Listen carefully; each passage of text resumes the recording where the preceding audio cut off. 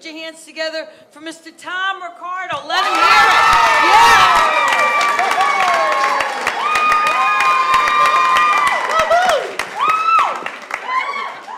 How about that Fox News, everybody? Love that show. We'll get to that. Actually, I have to say, I'm actually a little more upset than the guy before me. Just heartbroken. The host stole my oldest bit earlier tonight. And that's, of course, making fun of this girl right here. My sister. How dare you! And this close to Thanksgiving, my best performance of the year. What am I going to do at the dinner table now? I'm just so heartbroken. And my mom just hurt her leg. She'll be on Viking and she'll laugh all night. Let me tell you, just a little hint. Anyone have little younger siblings in here? Yes. It might be a little late for you, but I tell all my younger cousins. Convince your sister that she's adopted, you'll laugh for a day. Convince high school your younger sister's adopted, you'll laugh for years to come. Enjoy that hug in high school, Libby? I'm adopted too! I laughed for years.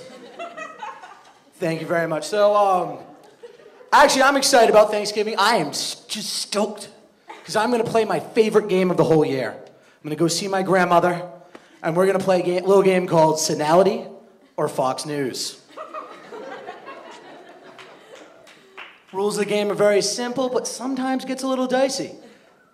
Basically, my grandmother says a statement during dinner, and we all guess, is it just because she's senile? Or is she quoting Fox News?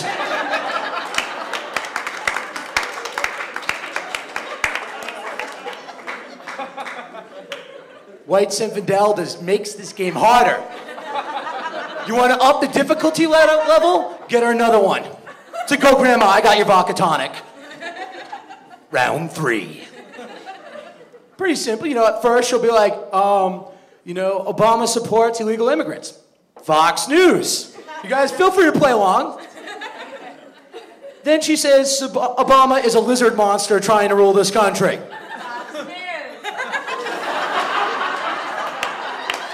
You wouldn't make it to Vodka Tonic 3. That's, of course, senility. But after a couple of drinks, and the slurring definitely hurts, you get to, the further rounds, and she's like, Obama is helping illegal immigrants invade Rhode Island.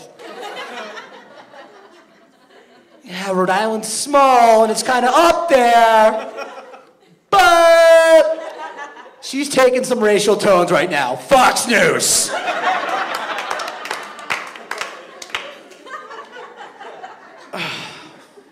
But the funny thing about this is as the rest of my cousins are horrified at the things spilling out of my former Democratic grandmother, who still loves the Kennedys but hates all Democrats. As that's going on, I'm not shocked at all. And I'll tell you why. Who's here been in New York for a while? New York for a while? I'm going to tell you something about yourself. You forget things in a week that scar not New Yorkers for the rest of their lifetime.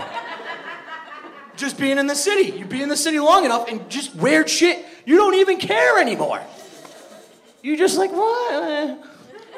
I was on the subway the other day, and I just saw a perfect example of this, It was my favorite 9 a.m. show on the subway. I'm talking, of course, of The Crackhead Preacher. And you can tell when the Crackhead Preacher's really getting going. Who's from New York, and who's a tourist. Scraping at the subway doors for their lives. And I love this man. I'm going to steal some of his material because I don't think he even knows half the people exist in this world. And it's very simple. Anyone can do Crackhead Preacher. You go, I'm going to give you guys a joke and do all your friends. You can say, I saw this crazy guy on the subway. All you do is talk about what you would do for crack and replace it with Jesus.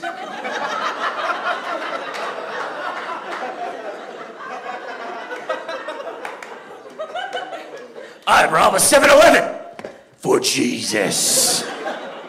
It's important to do some dramatic gesture too, because you want Jesus to really emphasize. I would punch my grandmother for Jesus. Hell, I'd suck a dick for Jesus. No, I used to go to Sunday school.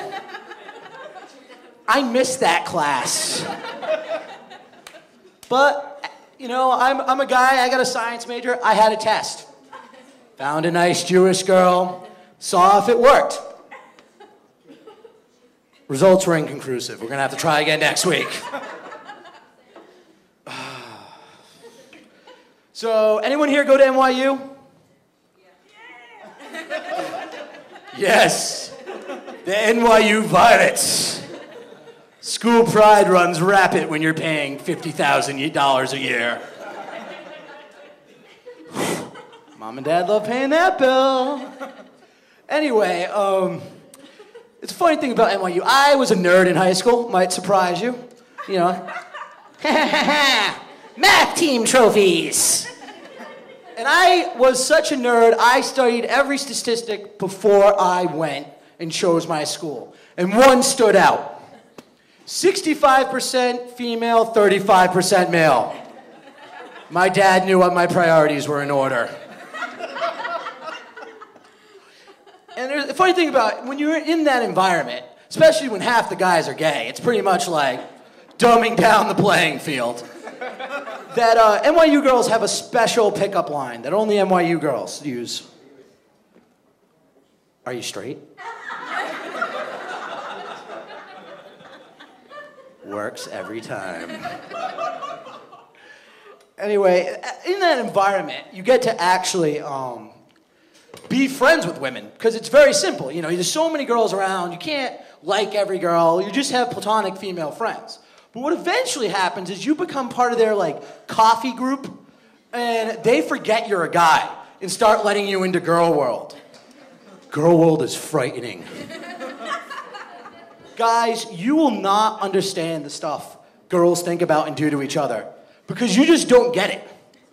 Girls will sit around and be like, oh, my boyfriend, I love him so much. He got me flowers. He took me on a romantic date, but he was 15 minutes late. Girls will be jumping over themselves to say, hey, you need to get that guy in line. That was your night.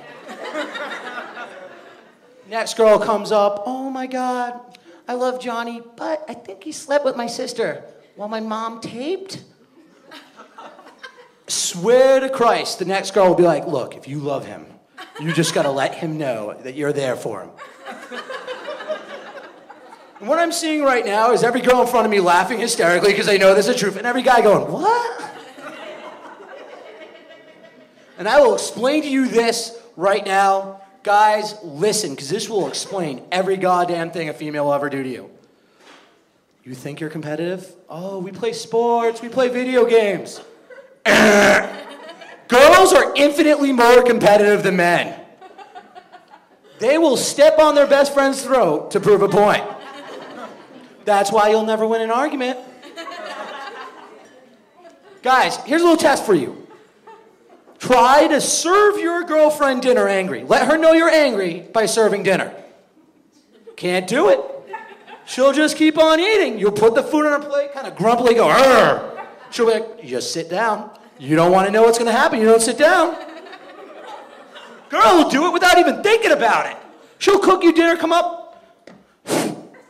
You're sitting there at the table like, I don't even know if I want to eat. Should I make a dash for the wine? It's true, though. I mean, and the funny thing is, it's just because women definitely have about 30 more thoughts than a guy does. It's like, a guy in a minute is like, I like football. In that time, a girl has completely broken apart her relationship into 20 different scenarios, one of which you've murdered her sister and you're actually your twin brother.